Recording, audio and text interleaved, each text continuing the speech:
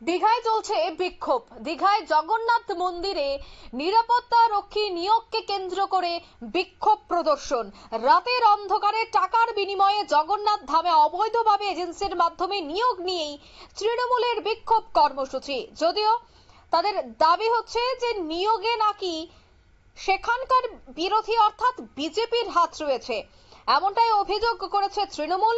কিছু অসাধু ব্যক্তির যোগ রয়েছে বলেও তারা অভিযোগ করেন। ইতিমধ্যে এই নিয়োগ নিয়ে জেলা পুলিশ সুপার হিটকো সহ প্রশাসনিক কর্তাদের চিঠিও দেওয়া হয়েছে। সে বিষয়ে বিস্তারিত জানবো। টেলিফোন লাইনে যুক্ত হয়ে গেছে পশ্চিমবঙ্গ থেকে প্রতিনিধি শান্তনু পান। কিন্তু তার আগে এই আন্দোলন থেকে কি বলছেন তারা শোনাচ্ছি। পুষ্পিতা জানা কি কারণে বিক্ষোভ করছেন? আজকে ওই যে বাইরে থেকে এই যে নিরাপত্তা রক্ষীরা ঢুকাচ্ছে মন্দিরে, আমাদের কিন্তু গ্রামে বা স্থানীয় কাউকে ঢুকাচ্ছে না, এই নিয়ে আজকে প্রতিবাদ মিছিলটা হচ্ছে। মানে এই বিক্ষোভ করছেন তারা আপনাদেরকে ঢুকাচ্ছেন নাকি?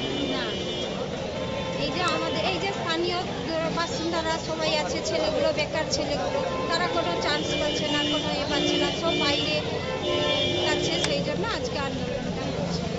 এই বিষয়ে কাউকে জানিয়েছেন? না, এই বিষয়ে আজকে এই যে ডেপুটেশন দেওয়া হচ্ছে, থানাতে দেওয়া হচ্ছে।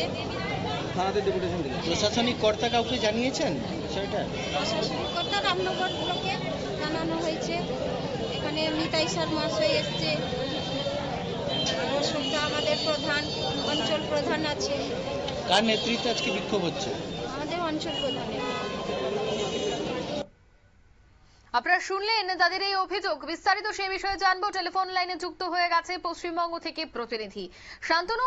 নিরাপত্তা রক্ষী নিয়োগকে কেন্দ্র করে রীতিমতো আন্দোলন। দীঘার জগন্নাথ ধামে নাকি টাকার বিনিময়ে রাতের আধারে নিয়োগ চলছে এবং সেই জায়গায় অভিযোগের তীর রয়েছে বিজেপির দিকে।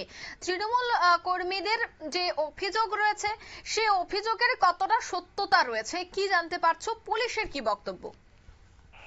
স্বাভাবিকভাবে রাজ্যে যে সরকার রয়েছে তৃণমূল কংগ্রেস পরিচালিত, কখনো কোনো ধরনের যখন নিয়োগ প্রক্রিয়া হয় শাসক দলের প্রতিনিধি বা যদি কোনো ইনস্টিটিউট বা ট্রাস্টেড হয় সেক্ষেত্রে সেই অর্গানাইজেশনের পক্ষ থেকে কিন্তু নিরাপত্তা রক্ষী নিয়োগ করা হয়। এক্ষেত্রে তারা একই রকম ঘটনা ঘটেছে যে ধামের জগন্নাথ ধামে যে নিয়োগ চলছে অর্থাৎ সিকিউরিটি, সেই সিকিউরিটি নিয়োগের প্রক্রিয়া কিন্তু জগন্নাথ ধামের যারা ট্রাস্টি রয়েছেন সেইখান থেকে একটি এজেন্সিকে দেওয়া হয়েছে। সেই এজেন্সির মধ্য দিয়েই নিয়োগ প্রক্রিয়া শুরু হয়েছে। যদিও তৃণমূল কংগ্রেসের যারা লক্ষ্য নেতৃত্ব রয়েছেন তারা প্রাথমিকভাবে বিষয়টি বলেছিলেন যে শাসক দলের যারা নেতা রয়েছে তাদের মধ্য দিয়েই কিন্তু নিয়োগ প্রক্রিয়াটি করতে হবে। যদিও সেই প্রক্রিয়া না হওয়ার ফলে কিন্তু তারা অভিযোগ করছে যে অবৈধভাবে ভেতর থেকে নিয়োগ প্রক্রিয়া শুরু করা হয়েছে এবং সেখানে বিজেপির একটা অংশের মদত রয়েছে এমনটা কিন্তু মনে করা হচ্ছে। যদিও লোকাল শাসক দলের যেই অ্যাডমিনিস্ট্রেটিভ বডি রয়েছে সেখানে কিন্তু বিজেপির কোনো প্রতিনিধি নেই।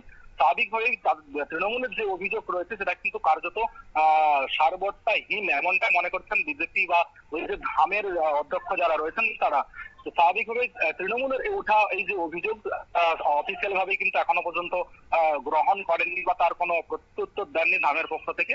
তো তারা যেটা বলতে চাইছিলেন যে তাদের শাসক দলের নেতা মন্ত্রীদের পক্ষ থেকে যদি এই ধরনের কোনো প্রক্রিয়া করে নেওয়া যেত সেক্ষেত্রে তারা অনেকটাই পজিটিভ পেতেন এমনটা কিন্তু মনে করা হচ্ছে। অঙ্কিতা, সেক্ষেত্রে কি বিজেপির পক্ষ থেকে কোনো ধরনের বক্তব্য উঠে এসেছে যেহেতু অভিযোগের তীর বিজেপির উপর রয়েছে? যোগাযোগ করা হয়েছিল জেলা নেতৃত্বের পক্ষে, তবে তারা এই বিষয়ে কোনো কথা বলতে চাইছেন না। কারণ তারা বলছেন যে সরকারে রয়েছে তৃণমূল কংগ্রেস এবং ওই যে ধামটি রয়েছে সেটিও শাসক দলেরই পরিচালিত কম বেশি। তো স্বাভাবিকভাবে তার যে অভিযোগ করা হচ্ছে সম্পূর্ণ ভিত্তিহীন। তারা অফিসিয়াল ভাবে কোনো বক্তব্য এখনো পর্যন্ত দিতে রাজি হচ্ছেন না। ধন্যবাদ।